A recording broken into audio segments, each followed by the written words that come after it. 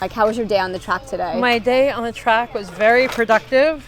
I rode some big gears that are bigger than what I have customarily ridden. So that means I'm pushing a lot more torque than I used to, because I started out strictly sprinting, which is generally a bigger gear situation. Right. And you wind that up and attack it, and you gotta hit massively fast speeds in a very short period of time. But then a few years ago, I moved towards endurance.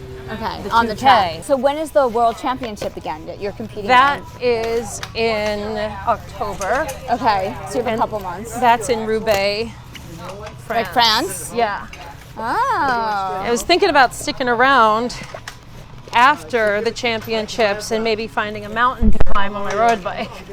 Like a little, I don't know, go south so to beautiful. Ventoux or something. Yeah. Have you been before? They usually do the... I have been to France. Right. I have loved France. I've been there twice. First time I stayed in Paris, and last February, this past February, I stayed in Versailles. Oh, cool. But I have a funny story about when I was there in 2016, and Christian Van der Velde was teaching at Peloton, and I feel like I remember that. we became sort of friendly.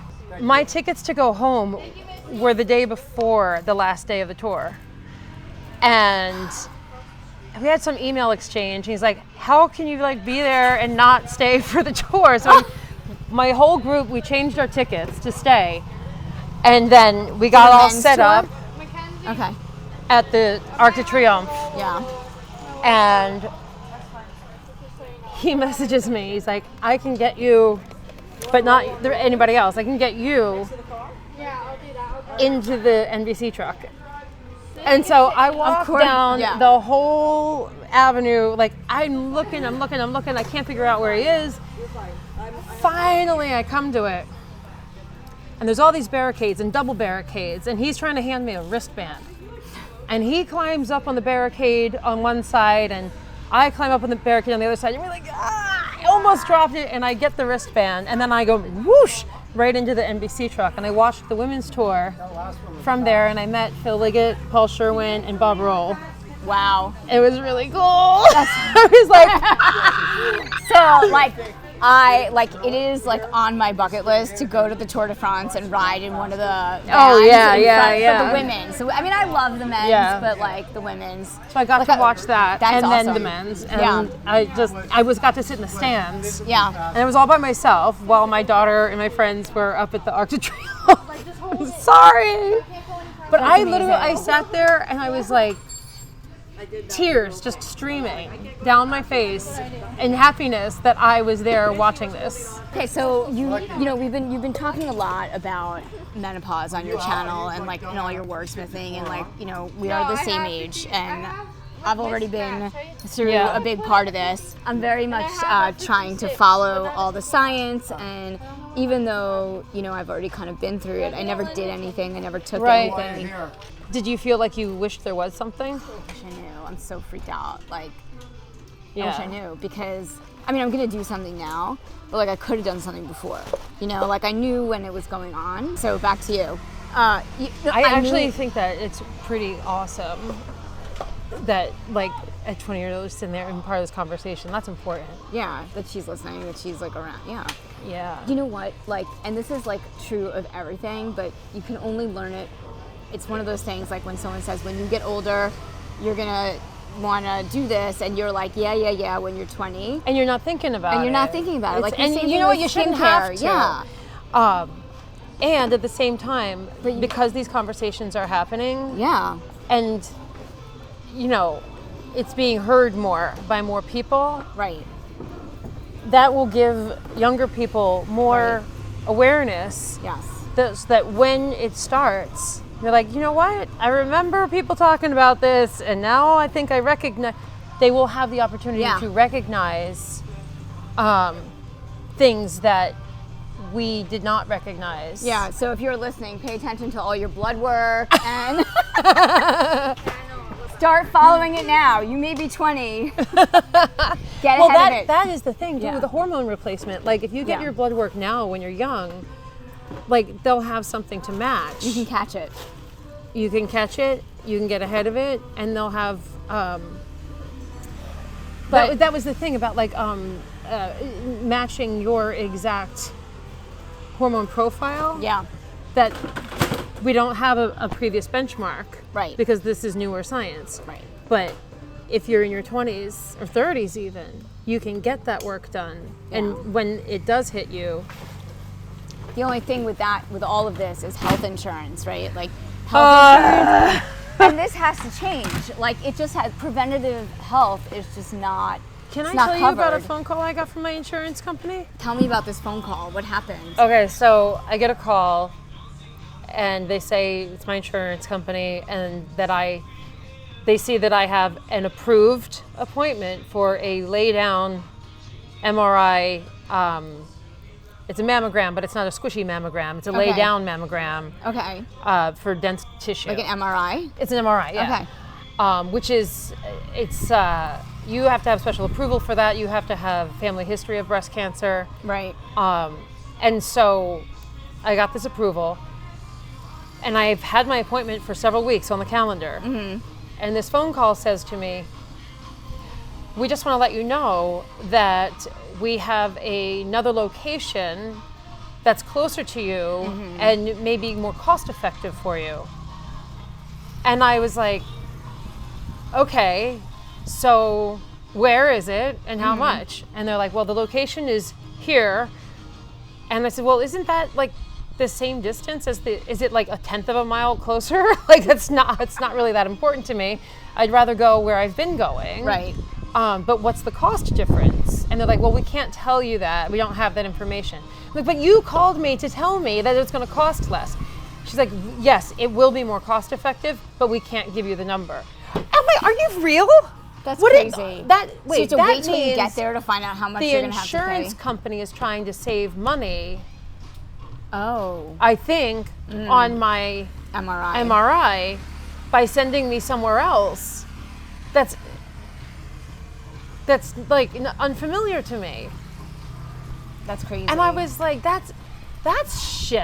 That's shiesty. Well, this whole process, like, of being in this phase of our lives as women, like, and nothing being covered, and like doctors saying you're fine compared to like all of America. This is a normal thing that you're just gonna. It's crazy. I luckily have mostly not experienced that response. You haven't. That's good. Except to say that when I went in for the counseling for my genetic testing blood work. Because you're doing genetic testing as well. Yeah. I was told that if I do have these certain markers for genetic predisposition for certain cancers, that HRT would not be an option for me. Right. She said talking about that on your as though it was Instagram. Like, like it's not an option for you. It's the 11th commandment. like you can't. Like health insurance wise, or you just can't do it. They won't. It won't approve. Right. Because you're predisposed. What they say is that estrogen feeds cancer. Therefore, if you have a predisposition and we give you a hormone replacement therapy with estrogen, that you're basically going to make a breeding ground for breast cancer. Okay. That was what I understood was explained to me. Okay. And from what I read and have heard from Dr. Mary Claire Haver, she's saying this is not true. And here's 8,000 studies that say that's not necessarily the case. You have to, like Mary Claire Haver, and there's another doctor who talks about, who was on Rich Roll, and I'll remember her name at some point and put it in the comments or in like the show notes. You'll dub it. I'll dub it over. I'll come back in and like blah, blah, blah. You'll have a little say, this is who it was. This is who it was. This is real BTS over here. But she talks about all of this stuff also. Yeah. But from the perspective of cognitive health. Mm-hmm. So not just like for like going through some of the symptoms that happen as a result of menopause, but there's a lot of doctors out there now, and mostly women, that have band together to educate women like us and women like that are watching this about how they can take charge of your health. And unfortunately, like, you really have to go on PubMed. You have to do all that work. You have to do the work. You have to ask the questions. Yeah. All the questions. Yeah. And if you don't like the answers, you have to keep asking. And it's important for you, right? Because you're an athlete. Well, right. In addition, because right? So there are certain hormones that, if it turned out that, I don't know, the ideal hormone mix for me to improve my cognitive health and my just overall well-being included some level of testosterone. Right. That would force me into making a decision between my overall health, right, and racing, because if I understand correctly, and this is very important because I don't know everything, but like, it is my understanding that I cannot take any testosterone because that would be a performance enhancing drug, because depending on the amount. Right. Yeah. So then, like, that's a no-no. You have to check that. I sure have to find out with UCI, but like what the exact. Yeah. I know other women who are taking hormone replacement therapy, but not with testosterone, and they're still racing. So I do know that I can take something and still race. Yeah. But if it happened that that was the thing I needed, that would. Yeah. Then you have to.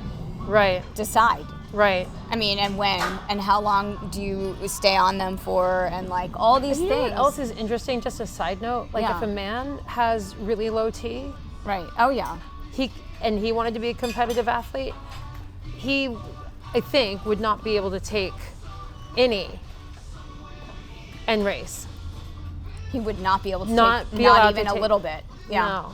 Like, even though, like, you can monitor levels. So if you're not a professional athlete and that's not your goal and you want to stay good in your sport, then that might be something to think about. Right. I mean, there's other reasons too, but yeah. I mean, we're all following you on this journey, and hopefully you'll uncover more stuff. But watching out for each other. It's so cool. This has been really awesome. It's a real dance. Thank you so much for having me here. I loved it. I'm having the best time. I want to come back and try it, but you have to. For sure. We're talking about doing a like a weekend, like a retreat, workshop, and learn the track. That would be cool. I'll come. That would be very cool.